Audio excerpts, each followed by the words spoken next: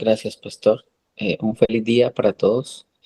Bueno, hoy el Señor, como siempre, nos permite tener un banquete sobre la mesa y que nos permita guardarlo en nuestras mentes, en nuestros corazones y volverlo vida. Que tenga misericordia de nuestra debilidad y nos permita presentar su palabra y poderla entender. ¿Quién se anima hoy a compartirnos la lectura del devocional? Amén.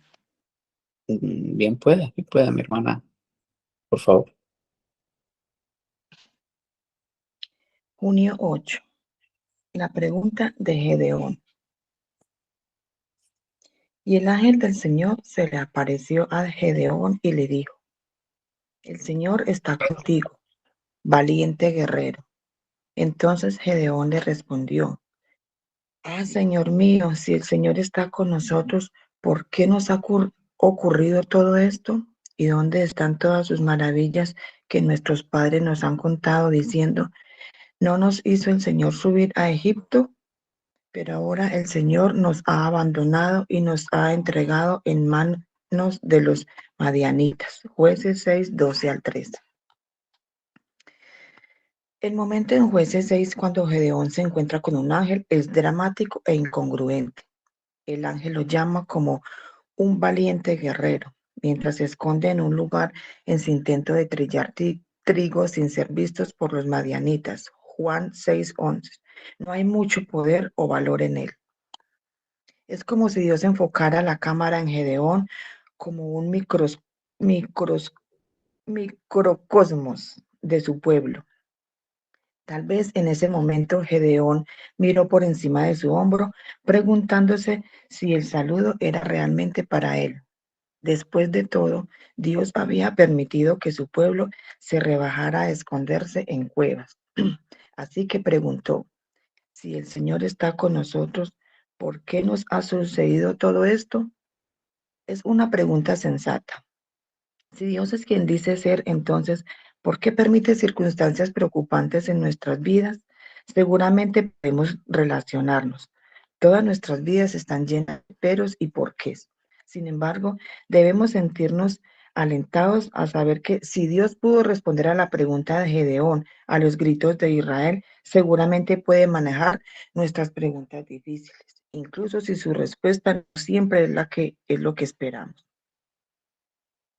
Cuando los israelitas clamaron por la ayuda de Dios en Jueces 6:7, Él respondió no enviando un guerrero para liberarlos, sino un profeta para enseñarles. Versículo 8.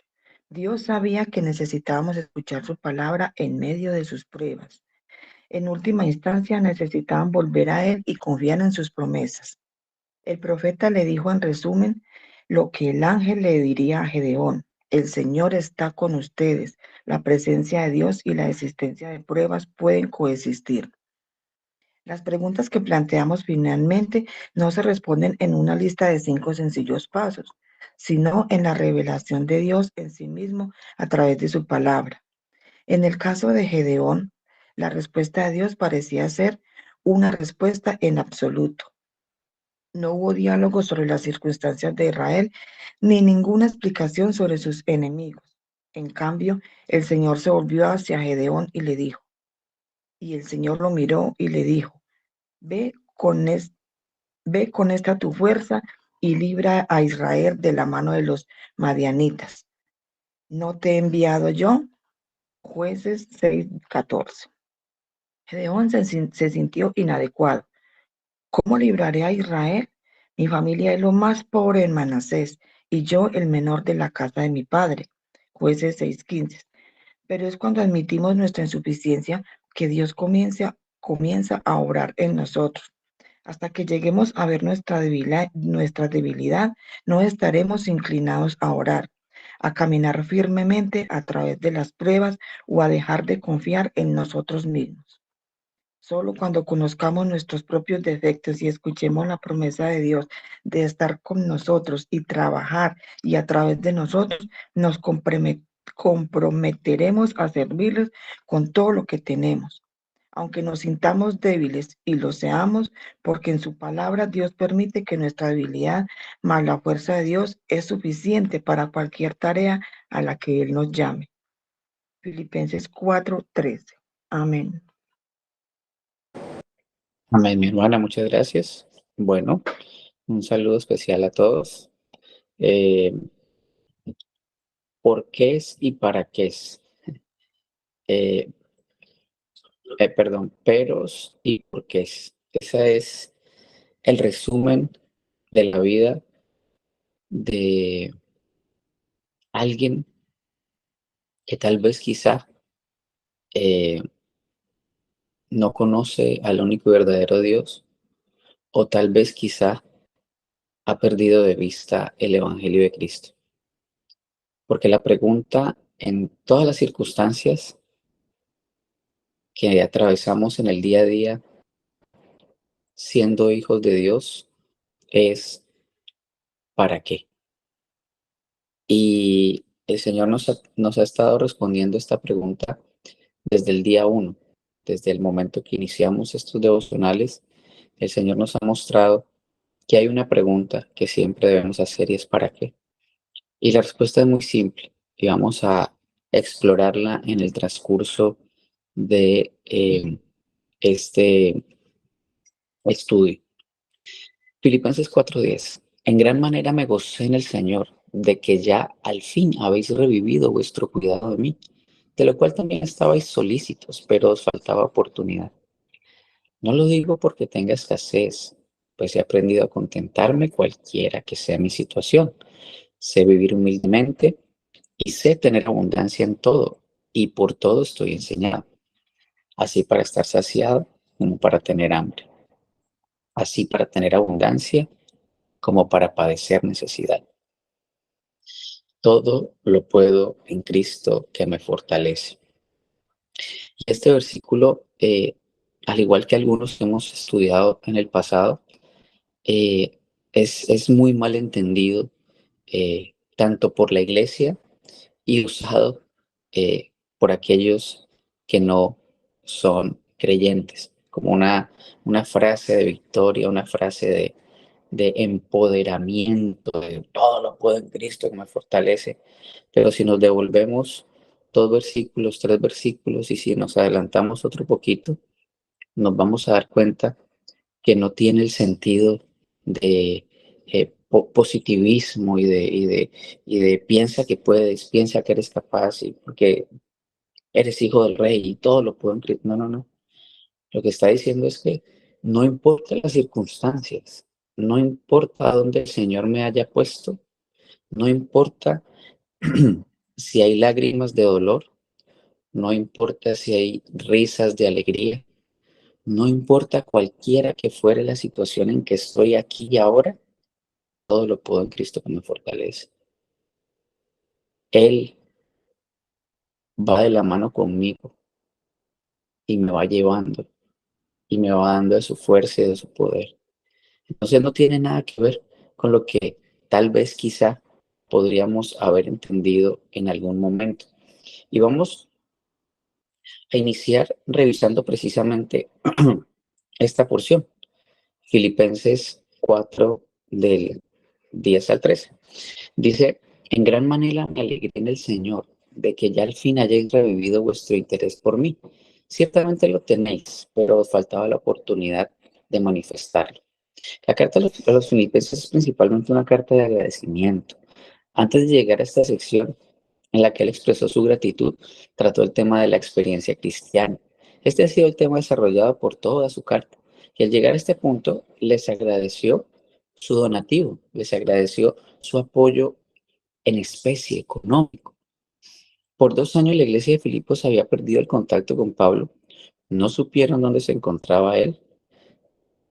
Después de haberse detenido en Jerusalén y ser sido encarcelado por 2 años, la siguiente ocasión en que oyeron de él había sido trasladado a una prisión en Roma.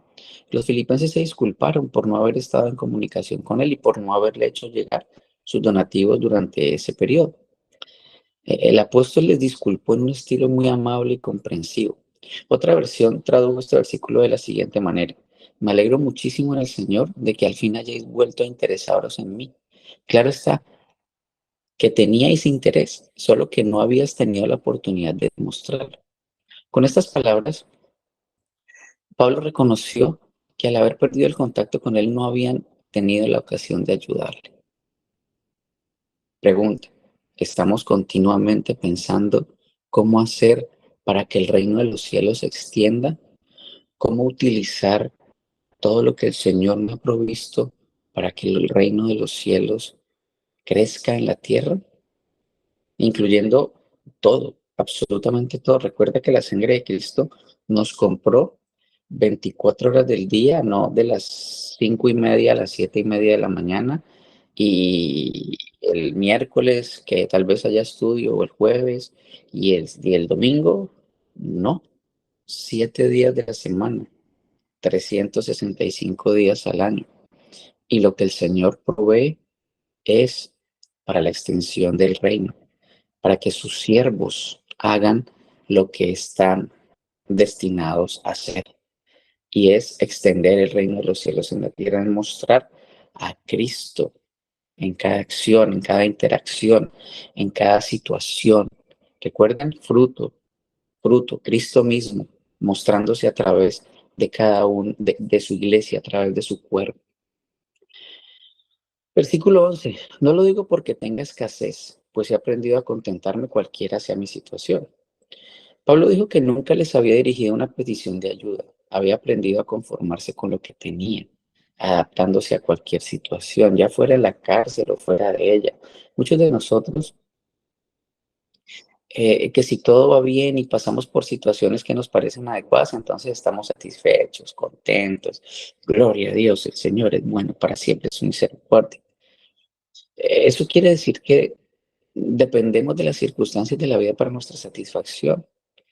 Hemos pedido al Señor que nos dé de esa conformidad que tenía el apóstol y una actitud de aceptar las situaciones de la vida como parte del plan y voluntad de Dios. Recuerden la pregunta, ¿para qué? Como parte del plan y voluntad de Dios. Porque no es cierto que las circunstancias y los factores que nos rodean tienen mucho que ver con nuestra satisfacción personal. O sea, en el momento que llegamos a Cristo, ya nosotros no nos define absolutamente nada más que la cruz de Cristo. ¿Quién eres? Hijo de Dios. Esa es tu respuesta cuando te preguntan quién eres. O primero dices abogado, médico, ingeniero, tendero, madre de familia, lo que sea, ¿no? ¿Cómo te autopercibes? ¿Estás completa? ¿Estás completo en Cristo Jesús?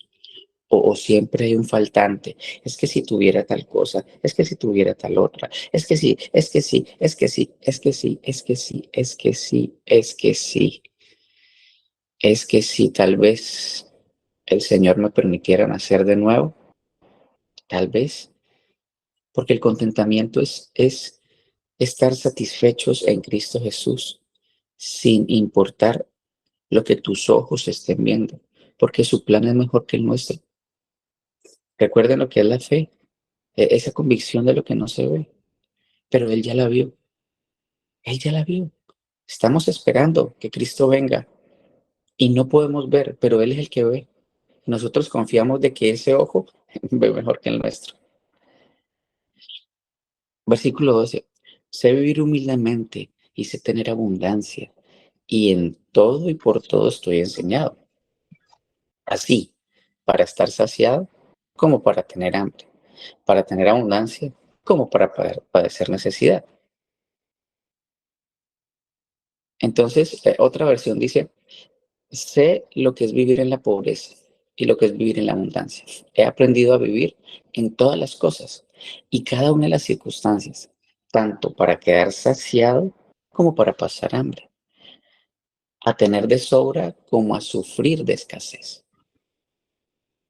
Entonces Pablo aquí nos muestra esa faceta que todos debemos tener, y es la faceta de el contentamiento, es la faceta de esto que está pasando ahorita, como está pasando ahorita, es provisión de Dios para mí en este tiempo, aquí y ahora.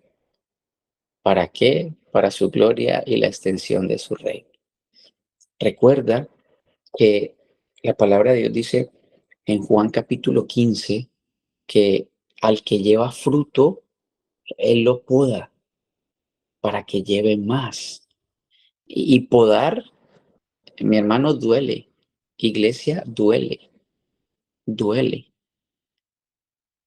duele. Y ese podar cada vez más nos va a hacer más parecidos a Cristo y menos parecidos a nosotros mismos. Porque recuerden que el acto de amor más grande fue presentado en la cruz con un objetivo, que tú y yo nos pareciéramos a Cristo, sacarnos de las tinieblas, hijos del diablo, a la luz admirable, hijos de Dios. Y los hijos de Dios son iguales a Cristo. Y en este tiempo, aquí ahora, cada día te pareces más a Cristo y menos a ti. Ese debería ser la realidad de tu existencia y de la mía. Que cada vez lo que yo haga muestre más a Cristo. Recuerde que el fruto es Cristo mismo.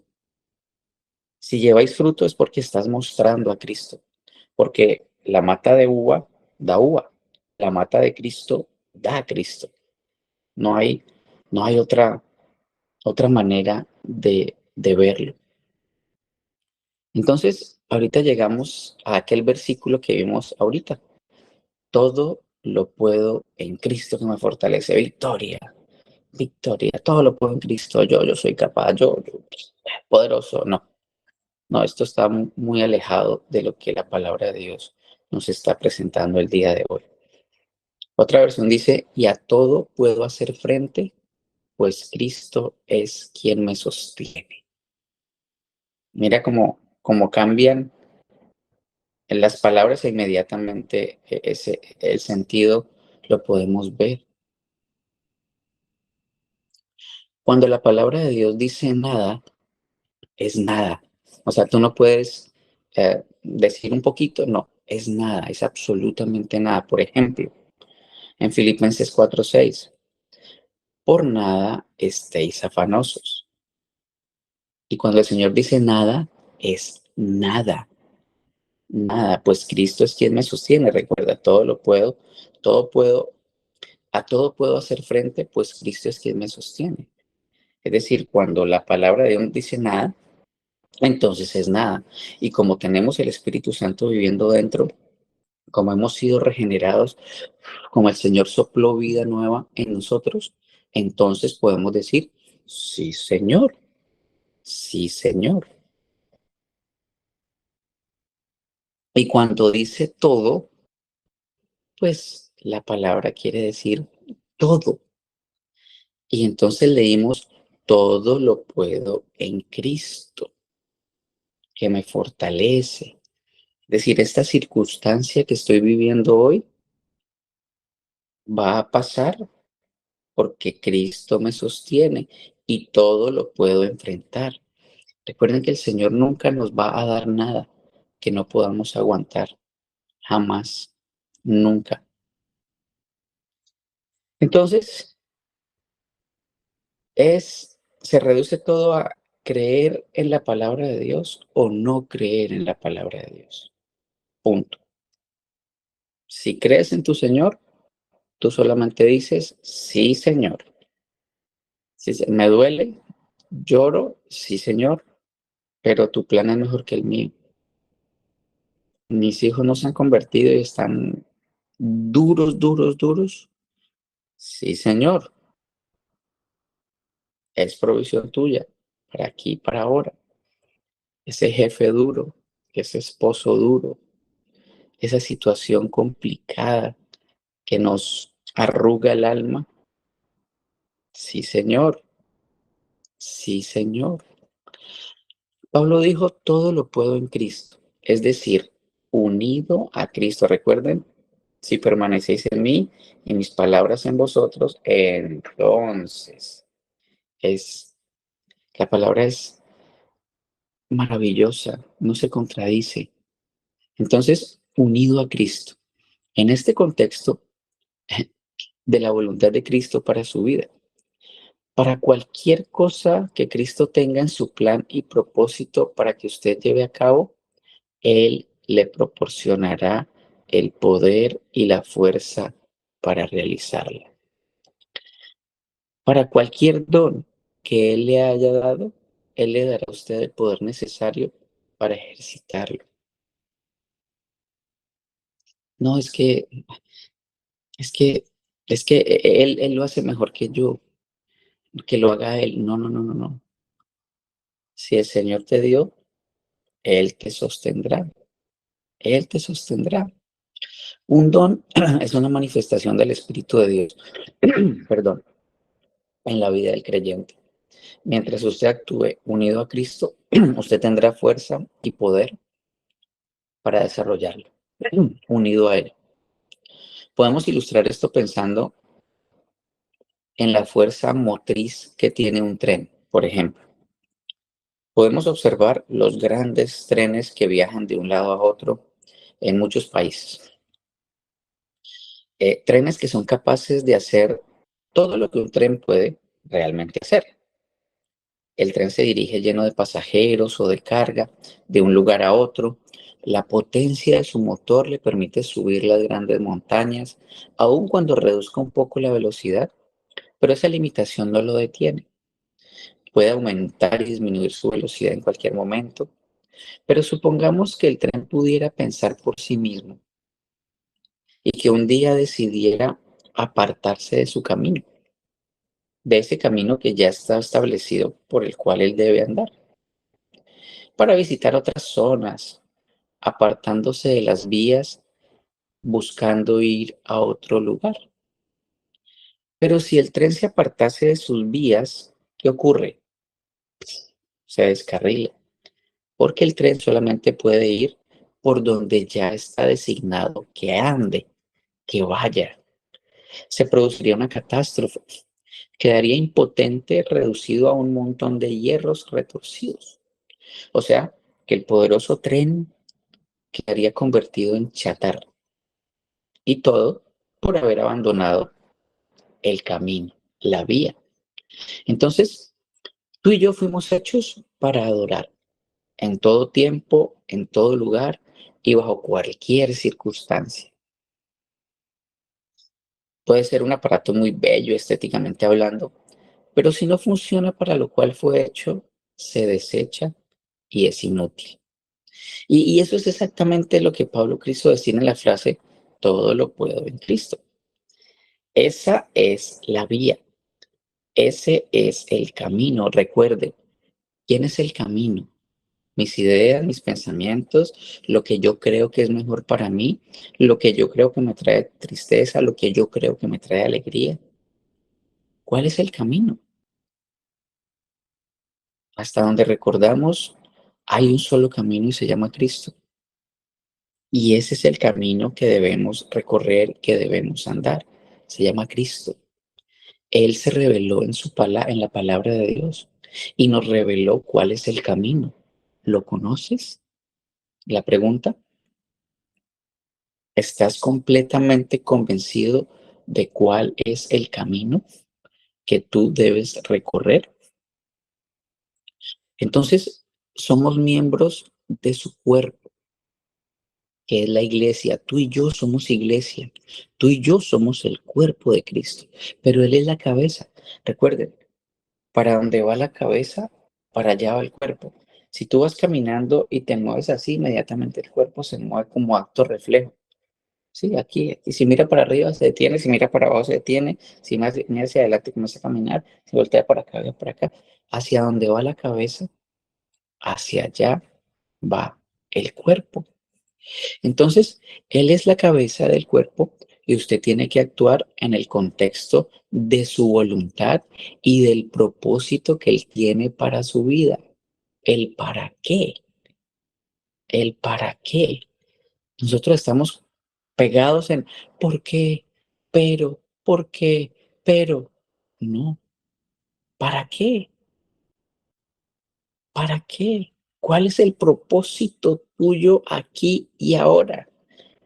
Desde el momento que el Señor te llamó de las tinieblas a la luz admirable, desde antes de la fundación del mundo, cuando Él te escogió para ser hijo, para ser coheredero con Cristo. Entonces, su voluntad es como la vía del tren, es como el camino y la dirección que tú y yo debemos seguir. O sea, recapitulando, Pablo no estaba diciendo que podemos hacer la totalidad de las cosas que nos propongamos hacer, que tenemos la fuerza para lograr lo que nos proponemos, que solo debes creer que puedes y entonces podrás. Y ahora en Cristo el poder es ilimitado, por ende las posibilidades de conseguir los anhelos y los deseos de tu corazón son infinitas. No, no, no. Eso no quiere decir absolutamente, no estamos en Disney, ¿sí? Sigue los anhelos de tu corazón, no, absolutamente. Aquí el Señor dice, hágase tu voluntad. Aquí el Señor dice, si el Señor quiere, haremos esto o haremos aquello. Sin lugar a dudas, sí podemos llevar a cabo todo aquello que Dios tenga preparado para que hagamos, desde que nos salvó hasta que nos lleve fuera de este mundo a su presencia. Todo lo puedo en Cristo que me fortalece. Con toda seguridad, esto no significa que Él coloca en nosotros un poder ilimitado para hacer lo que queramos. Él es el que nos da y proporciona las fuerzas. Él es que nos capacita para cumplir todo aquello que esté previsto en su voluntad para nuestra vida.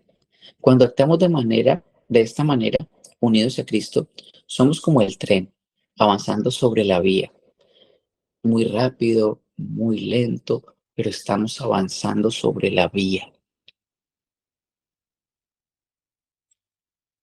que somos irresistibles. Ningún factor humano puede detenernos. Pero en el mismo momento que nos apartamos o desviemos de esa posición gloriosa que teníamos, saliéndonos de la esfera de la voluntad de Dios, ya sea por pecar o por pretender actuar bajo nuestra propia voluntad, que es exactamente lo mismo, fracasaremos. No llegaremos a ninguna parte. Lo que hagamos se convertirá en ruinas. Pero si permanecemos en las vías divinas, podremos, como el tren, llegar a su destino y cumplir el propósito de Dios. ¿Para qué? Recordemos que el Señor Jesús en Juan 15:7 dijo, si permanecéis en mí y mis palabras permanecen en vosotros, pedid lo que queráis y os será hecho. Es decir, si la mente de Cristo está aquí y en la tuya, si las palabras de Cristo están aquí y aquí y allá, entonces naturalmente lo que vamos a pedir es lo que Cristo hubiese pedido. Es consecuencia, causa, efecto.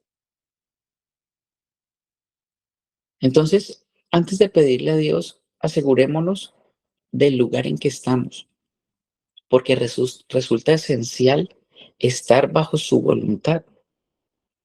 Y para poder hacer la voluntad de Dios, es esencial conocer la Biblia, conocer su palabra y no dos, tres versículos y ya, y listo, y ya, y lo recito cada vez que puedo. No, es todo el consejo de Dios. Desde que Él te sacó de las tinieblas a la luz admirable, desde que Él te regeneró, ¿cuántas veces has leído la Biblia completa?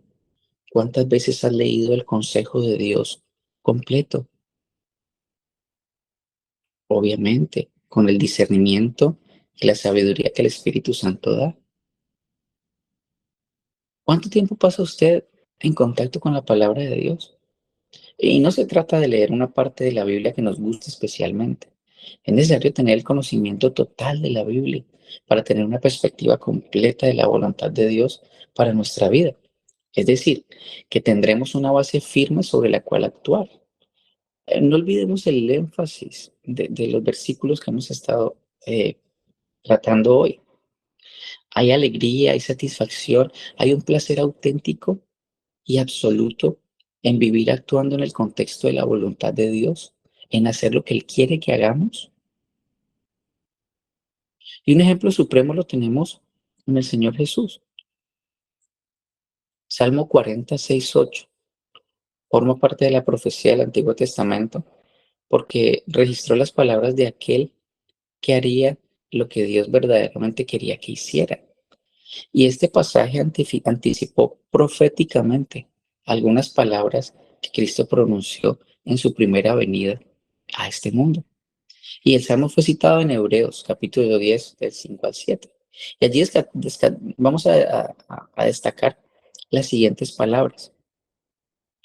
Dice, por eso, al entrar en el mundo, Cristo dijo, aquí me tienes, he venido, oh Dios, a hacer tu voluntad. A eso vino Cristo. Ahora imagínate a qué has venido tú. ¿Cuál es el propósito? ¿Para qué? Entre otras cosas, para hacer la voluntad de Dios. Una vez que recibimos a Cristo por fe, somos hechos hijos de Dios. Juan 1:12. Mas a todos los que le recibieron, a los que creen en su nombre, les dio potestad de ser hijos de Dios. Y Él desea guiarnos en su camino. Salmo 143:10. Enséñame a hacer tu voluntad, porque tú eres mi Dios. Tu buen espíritu me guía a tierra de rectitud.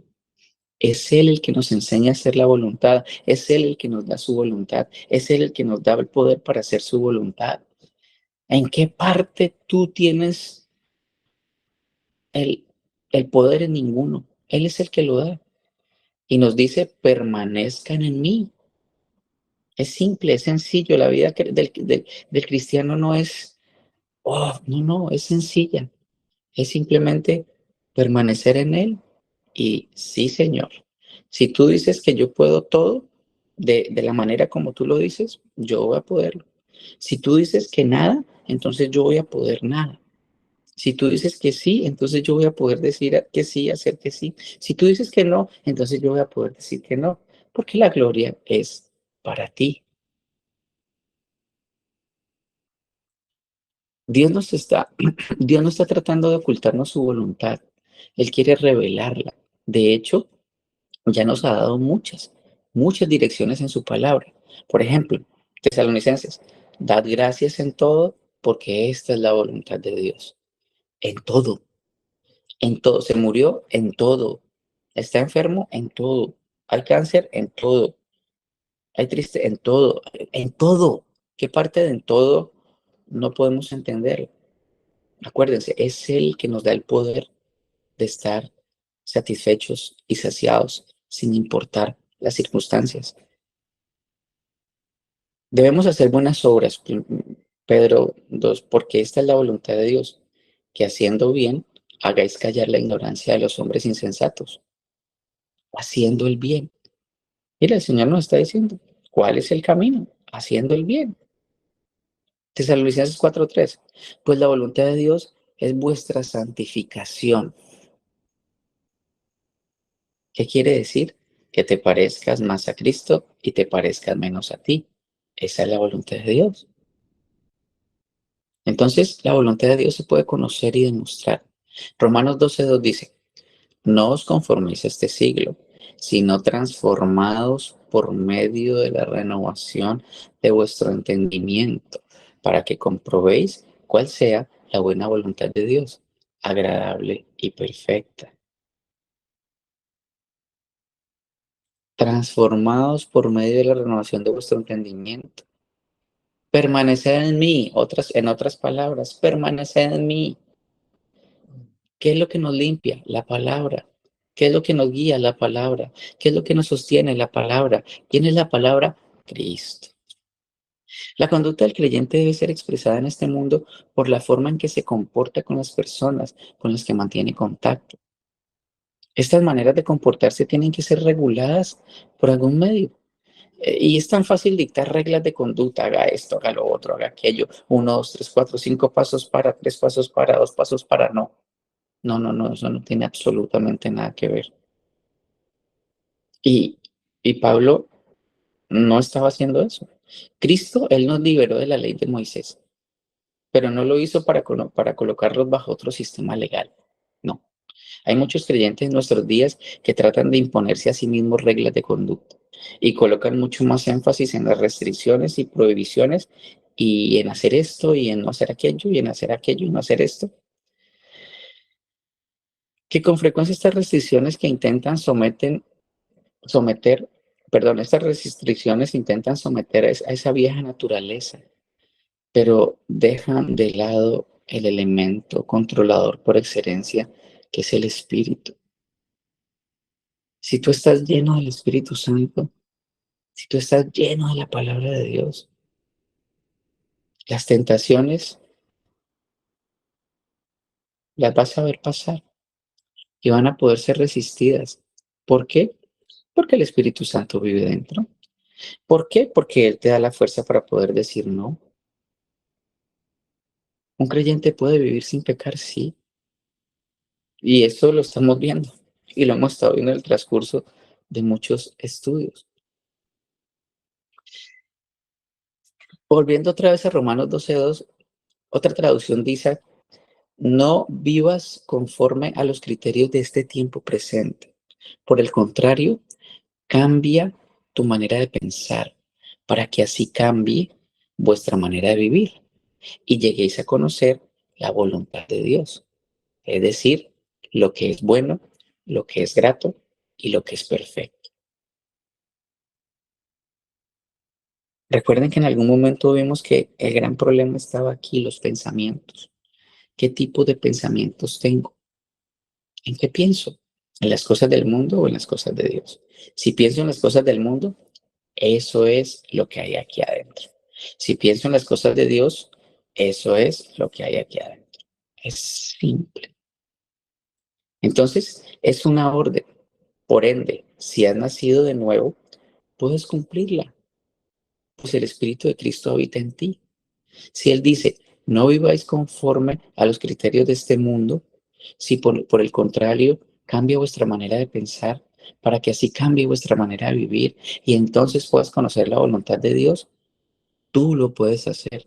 Yo lo puedo hacer. ¿Por qué? Porque todo lo puedo en Cristo que me fortalece. Porque esa tarea que el Señor nos ha encomendado la podemos hacer porque todo lo puedo en Cristo que me fortalece, porque Él es, en últimas, el que hace. Recuerde, la vida del creyente es Cristo viviendo su vida a través de su cuerpo, a través de su iglesia.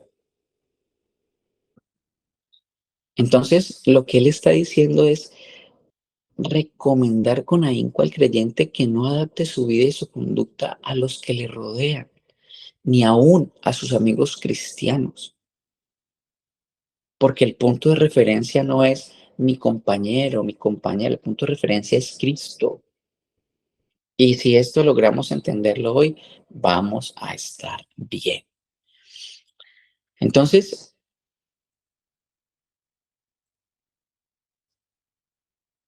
es lo que quiere decir en realidad la palabra. Tenemos que ser normales y naturales. Probablemente tendríamos que decir normales y sobrenaturales. Esa es nuestra manera de vivir, normales y naturales. Simplemente palabra de Cristo dentro y todo va a ir saliendo de manera, pues, sobrenatural, porque es el poder de Cristo en nosotros. Pero es muy fácil ser actor, es muy fácil desempeñar un papel. Y eso es lo que quiere decir en realidad la palabra hipócrita.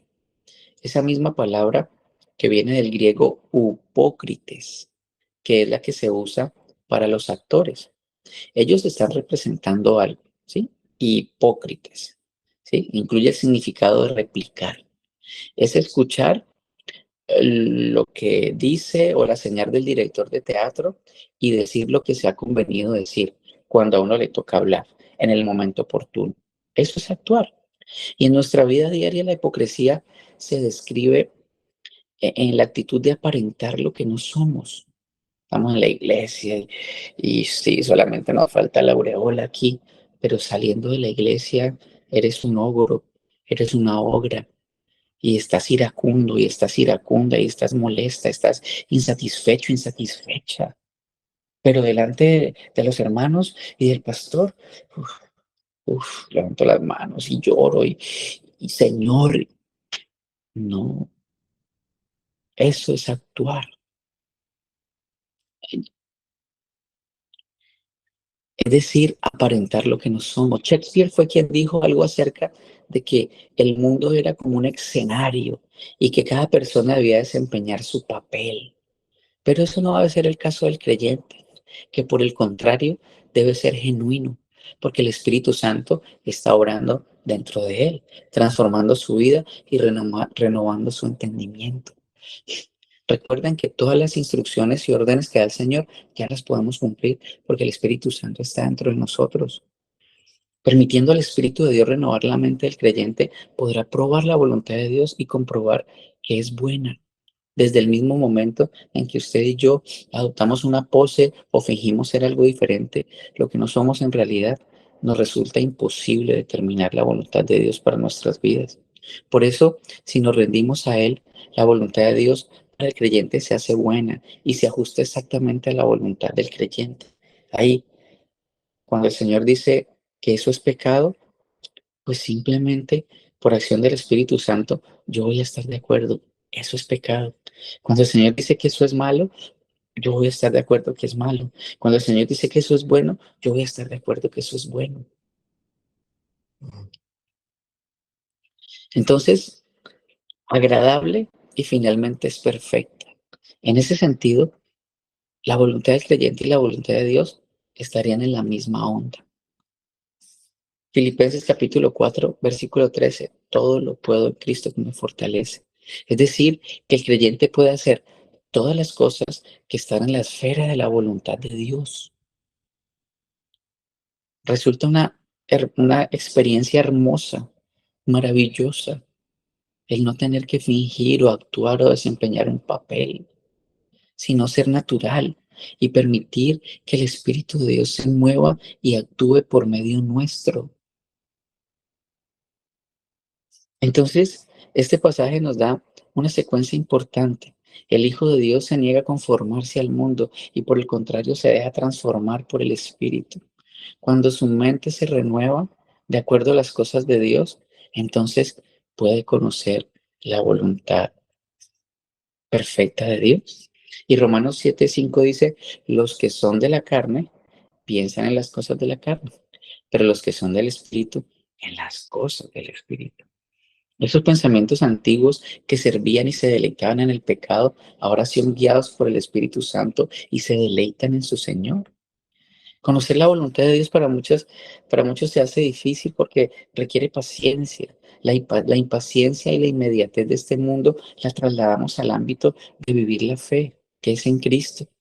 El Señor habla de orar sin cesar, la viuda que pide sin cesar justicia, y entonces el Señor dice que tenemos un más maravilloso Señor. Lucas 18:7, ¿y acaso Dios no hará justicia a sus escogidos que claman día y noche?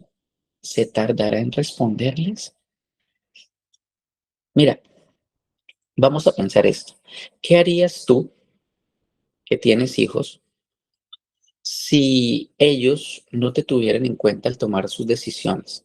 Si solamente actúan, entran, salen, usan lo que tú les provees a voluntad sin tomarte en cuenta, pasan por alto tus advertencias y deseos.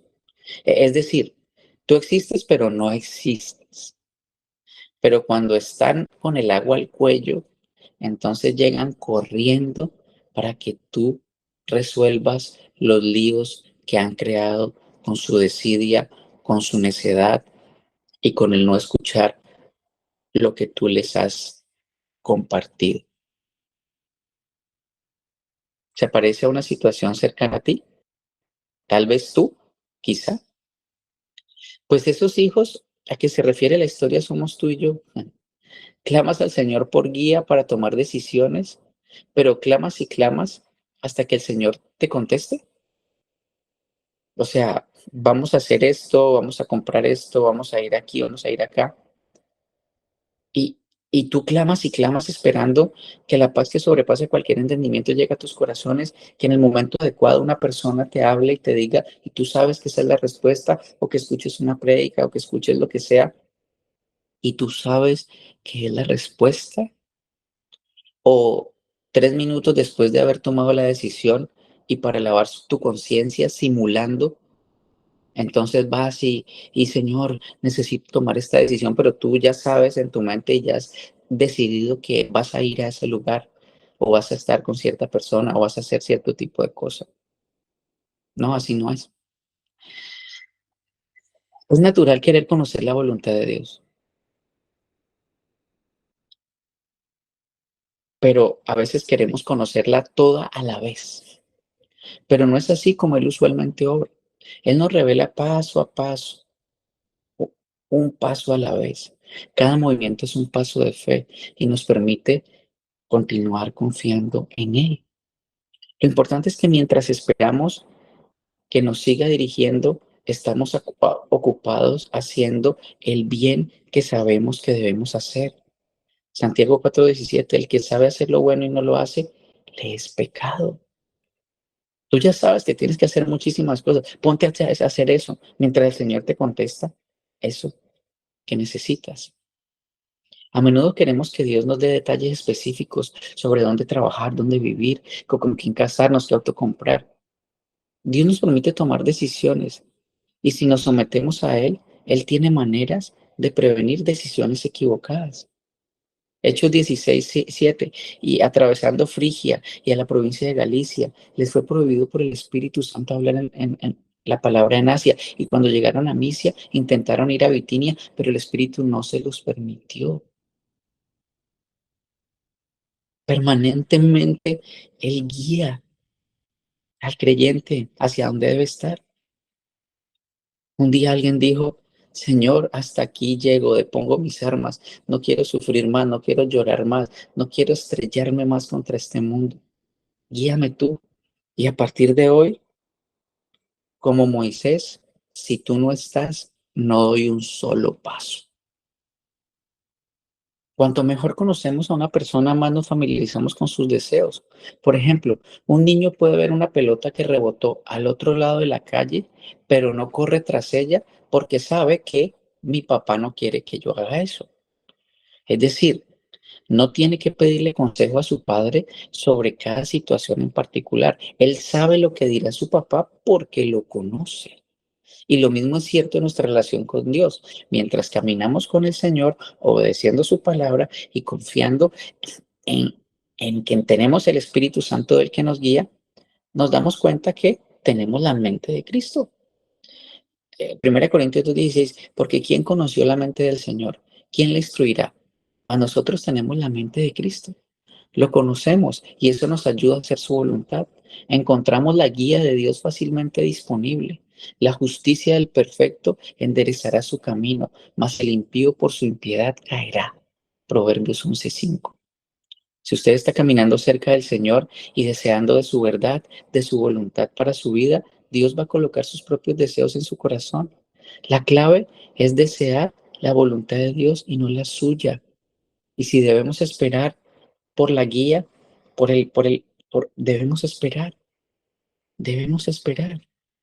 Dice Salmos 37:4, deleítate a sí mismo en Jehová y Él concederá las peticiones de tu corazón. Mira que ahorita leemos esto y ya comienza a tener un sentido diferente. Lamentablemente llegamos al Señor a pedir algo cuando ya la decisión en nuestro corazón ya fue tomada. Como en el caso del joven que desea estar con una jovencita y ella o él ya ha decidido que es él.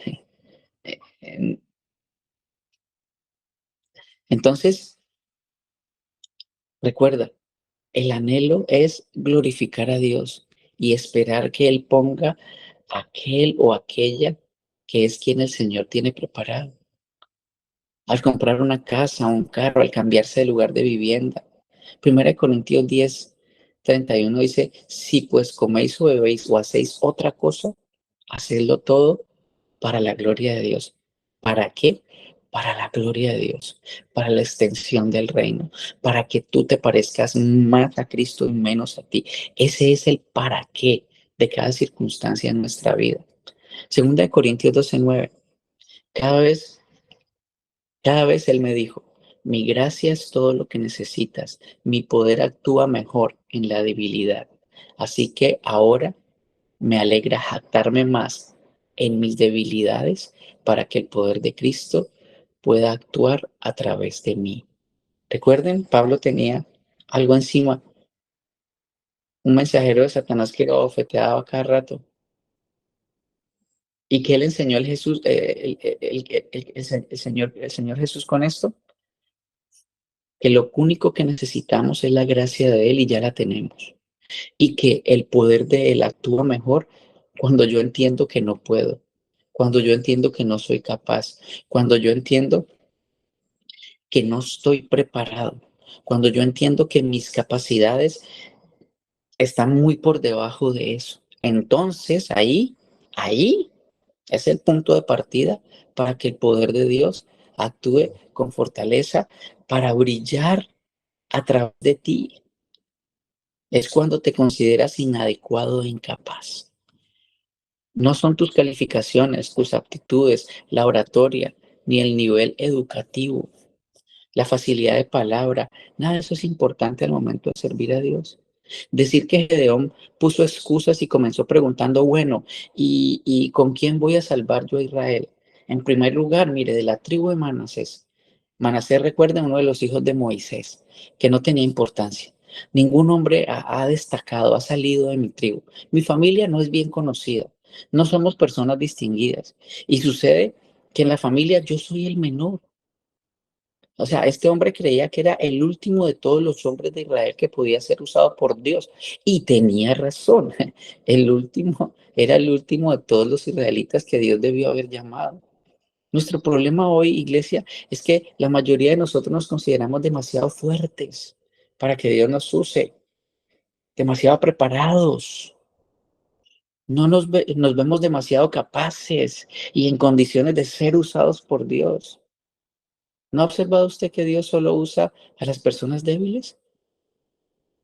Corintios capítulo 1:26 dice, pues mirad, hermanos, vuestra vocación, que no soy muchos sabios según los criterios humanos, ni muchos poderosos, ni muchos nobles, sino que lo necio del mundo escogió Dios para avergonzar a los sabios, y lo débil del mundo escogió Dios para avergonzar a lo fuerte.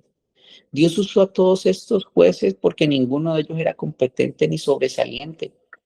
¿Le da esto ánimo a usted, iglesia? ¿Sabe usted por qué Dios no nos usa o no usa la mayoría de nosotros? Porque nos creemos demasiado fuertes y con talento para que Dios nos use. La mayoría de nosotros hacemos lo que realmente queremos hacer, lo que se nos da la gana, según nuestra voluntad y nuestros gustos. Hay personas que tienen muchos dones y una gran capacidad,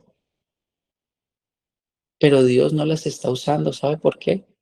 Porque se sienten demasiado fuertes como para que Dios las use manifestando su poder a través de ellas. Recuerden que la vida del creyente es Cristo viviendo su vida a través de nosotros y nosotros somos vasijas rotas, inútiles. Primera carta a Corintios, versículos 28-29. Yo, lo vil del mundo y lo menospreciado, escogió Dios, lo que no es para ser lo que es, a fin de que nadie se jacte en su presencia.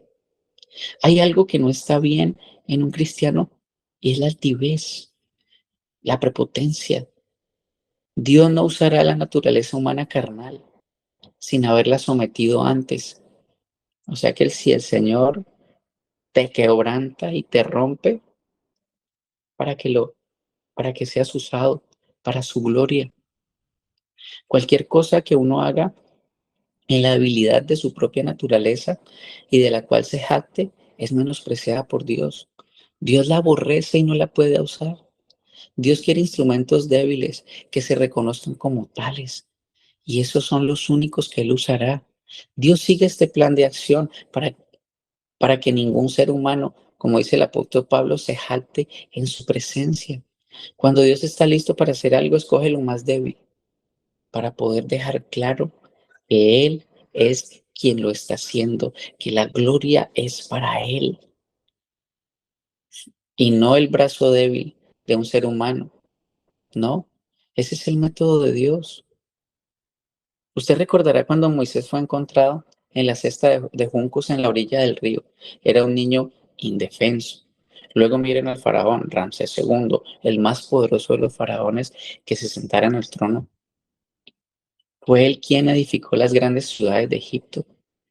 Pues ponga el uno al lado del otro comparándoles. El débil niño desvalido y el poderoso faraón sentado en el trono. ¿Y a quién escogería usted? Claro que escogería al faraón, porque él era el poderoso. Pero Dios, iglesia, escogió al niño en la cesta de juncos para demostrar que él usa a los seres débiles del mundo para avergonzar a los sabios. Luego Dios escogió a un hombre llamado Elías. Elías no era un hombre débil, pero tuvo que llegar a ser débil. Dios tuvo que dejar que aquel hombre pasara por una serie de pruebas. Le educó en el desierto y por fin le obligó a escuchar aquel sonido apacible y delicado de Dios. Y a Elías no le gustaban los sonidos suaves y delicados. Este era el hombre al cual le gustaban los fuegos artificiales, el son de trompetas, en el fin, todo lo que era espectacular. Pero Dios tuvo que entrenarlo y hacerle saber que Él escoge lo débil del mundo. Y un día Elías entró a la corte de Acab y Jezabel, y él dijo que no llovería por algunos años. Y luego Dios lo llevó al arroyo de Querit, y allí vio secarse al arroyo y descubrió que su vida no era más que un arroyo seco. Y después miró dentro de una tinaja de harina vacía y entonces pudo ser consciente del poder de Dios. Y Dios le dio de comer a él y a la familia de la viuda de aquella tinaja vacía.